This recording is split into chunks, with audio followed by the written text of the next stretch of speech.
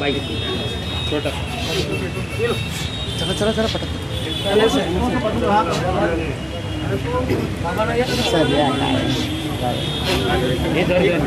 Mic तू mic मामा समोर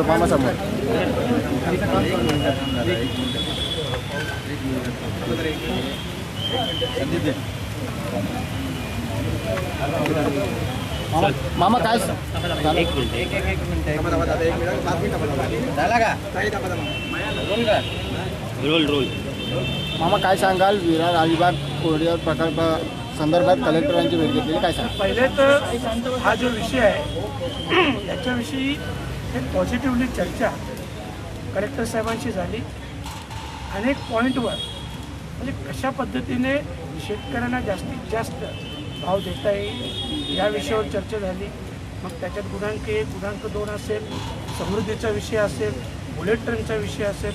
bullet ट्रेनला जे काही नियम लागू केले ते नियम लागू करून करा किंवा हा पूर्ण एरिया MMRDच्या अंडरमध्ये आहे तर MMRDमध्ये आत्ता येण्याची काही आवश्यकता नाही. तो नियम काढला बरोबर.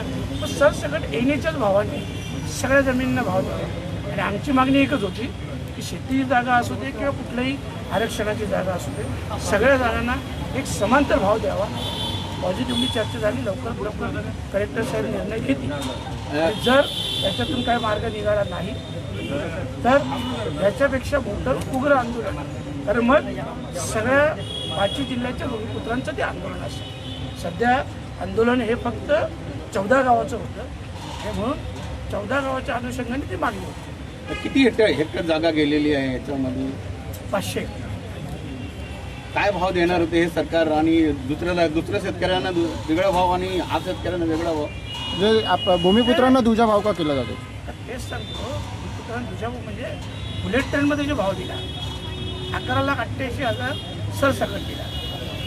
आज तिथं 5 लाखाचा भाव दिला 6 लाखाचं का तर हे योग्य नाही. आणि आमची तीच मागणी आहे ना सेम जे त्याच्यात दिलं ते याच्यात देऊन टाका. जिल्हाधिकाऱ्यांचं म्हणणं होतं की ते औद्योगिक होता म्हणून आम्ही त्यांना एक्स्ट्रा भाव दिला आणि शेतींना आम्ही तेवढं देऊ शकत नाही त्यांचं म्हणणं होतं. ते पुढे तुमचं काय म्हणणं आहे? जिल्हाधिकाऱ्यांना पुराव्यासहित बोलतो MMRD जे आरक्षण टाकतो ना जेव्हा आमची शेती असतो तेव्हा त्याच्यावर ग्रीन झोन आरक्षण असतो आणि आमची जागा जेव्हा बिल्डर घेतात तेव्हा त्याच्यावर आर झोन येतो.